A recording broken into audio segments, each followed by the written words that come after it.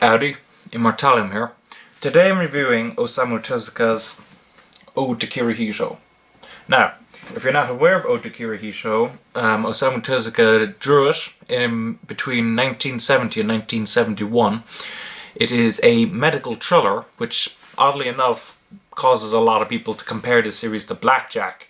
Now, stylistically, Blackjack and Ode to Kirihito are completely different. For one, Blackjack is a shonen, Ode to Kirihito is a seinen, and number two is that Blackjack is individual stories and Ode to Kirihito is one continuous story.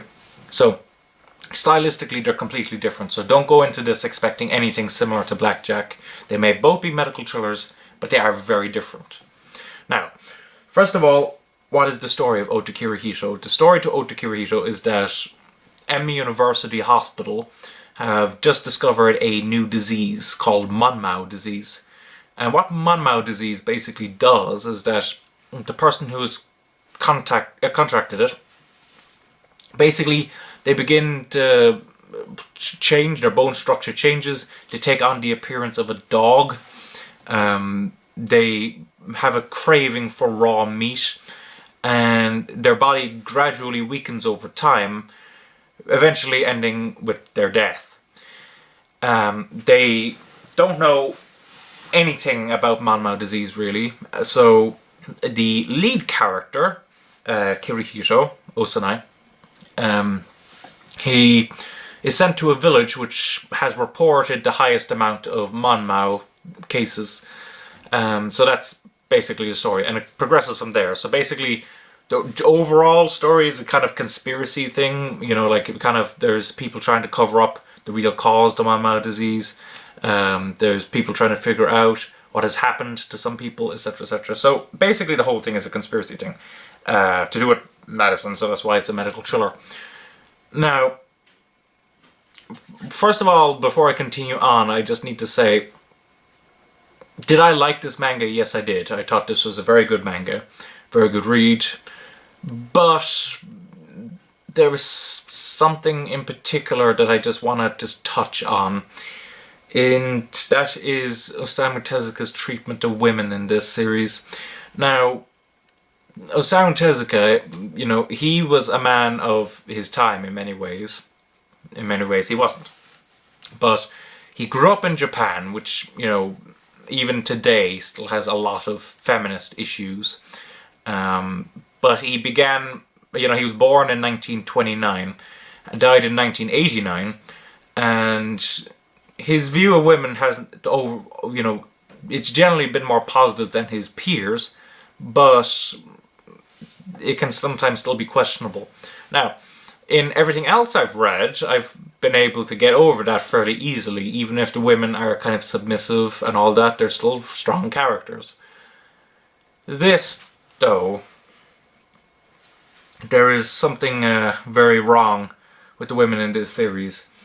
In particular, the first chapter.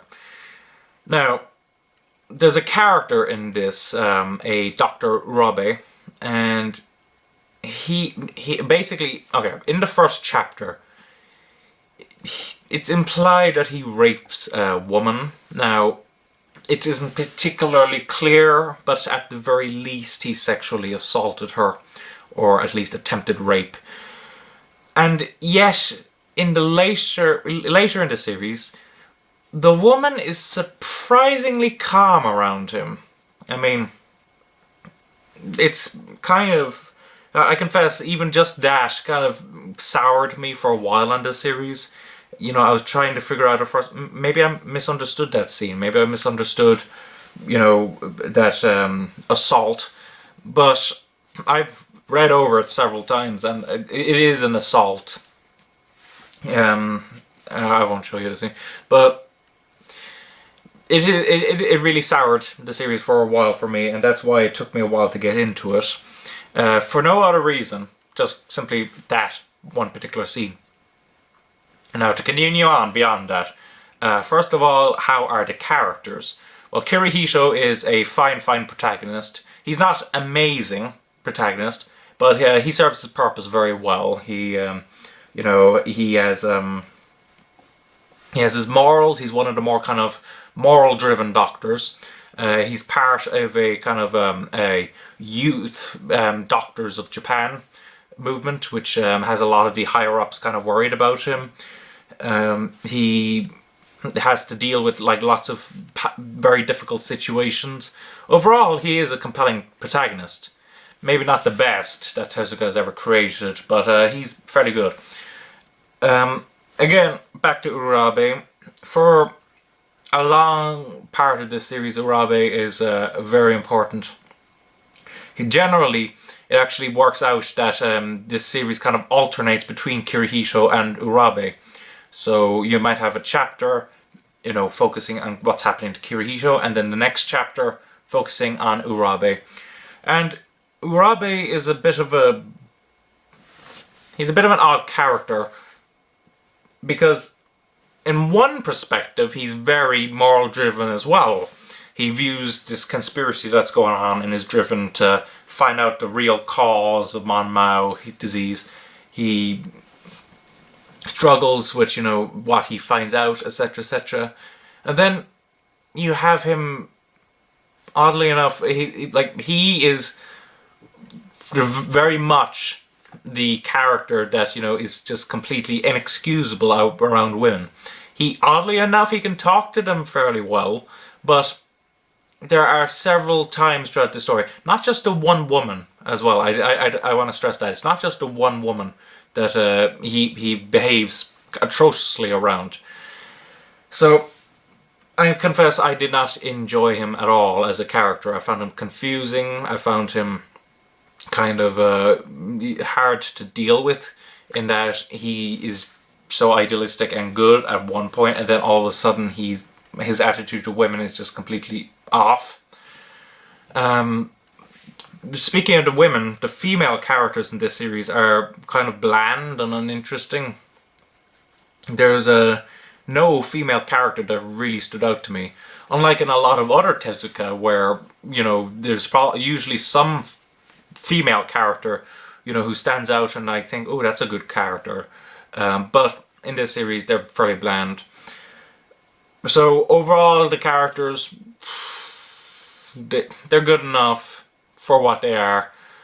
But this isn't one of those series where I'm going to be remembering the characters.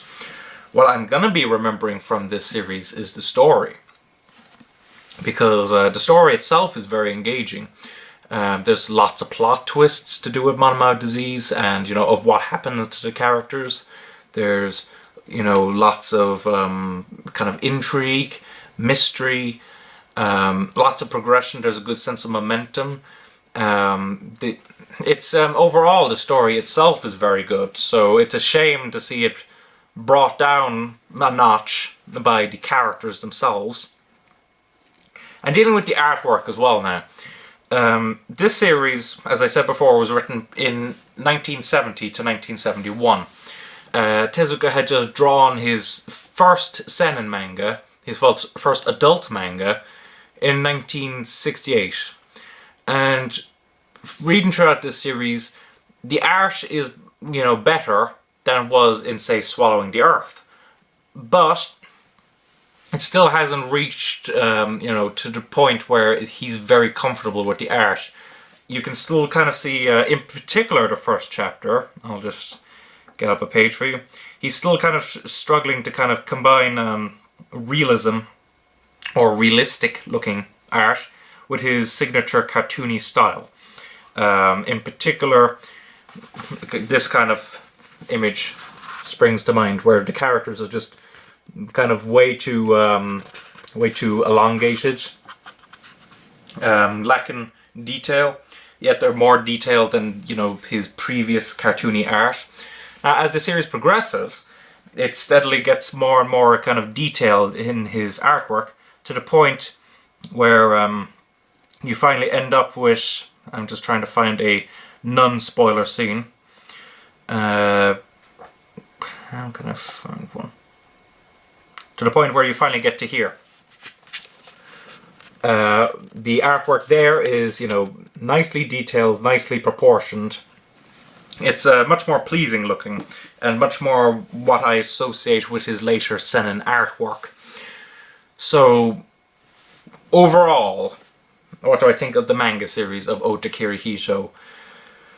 To be honest, it was slightly disappointing in that I had heard this was one of his better series to be translated. I had heard a lot of hype around it. I know there's a lot of people who view it as one of his best manga. But the characters themselves are relatively bland in comparison to his other characters from other series. And Urabe's, attitude to women really kind of put me off. For one, actually, the rape in the very first chapter, it's completely unnecessary. All other sexual thing after that can be, seen as necessary, but the rape in the very first chapter, completely unnecessary. There's no, how can I put it? There's no consequences to it, so it's completely unnecessary in the first chapter. After that, the sexual aspects become more kind of relevant to the story, but because of that, it took me a while to get into this series because I've been put off by that. So, yeah, that is an issue, and to be honest, I don't see why so many people love it so much. Maybe it's because of the great story. I don't know. Do I still recommend getting it? Yes, I do. I mean, it's an important Tezuka work. It's still a very good story. And the art, over the period of this manga, you can actually see the development of his art from his kind of more cartoony days to what his later seinen works will be like in Ayako and Message to Adolf and Mu. So, yeah, I do recommend it. Now, to talk about Vertical's treatment of this, it's pretty standard for, the Vertical treatment of Tezuka seinen manga. You have Chip Kid's artwork, which, I would have preferred seeing maybe Tezuka's original cover illustrations for, Ode to Kirihito, or like Ode to Kirihito, like his other seinen stuff. And also, of course, you have to bring up the fact that this is flopped, so you read this left to right. Now, this was, I think, the third Tezuka release from Vertical. So, I remember hearing a comment, it was that when this was being released at least, it was manga readers didn't read Tezuka, Western graphic novel readers read Tezuka. So that kind of explains why it's flopped. So I'm not going to blame Vertical for flopping it. It's still kind of annoying that they still continue to do that in series like Message to Adolf, which is much more recent. But I understand why they chose to do that. But although I can't really understand why they chose not to use the original art, cover illustrations from the original releases of Ode to Kirihito in Japan. That's my review of the series. Thank you for watching. Don't forget to comment, rate, subscribe, and bye-bye.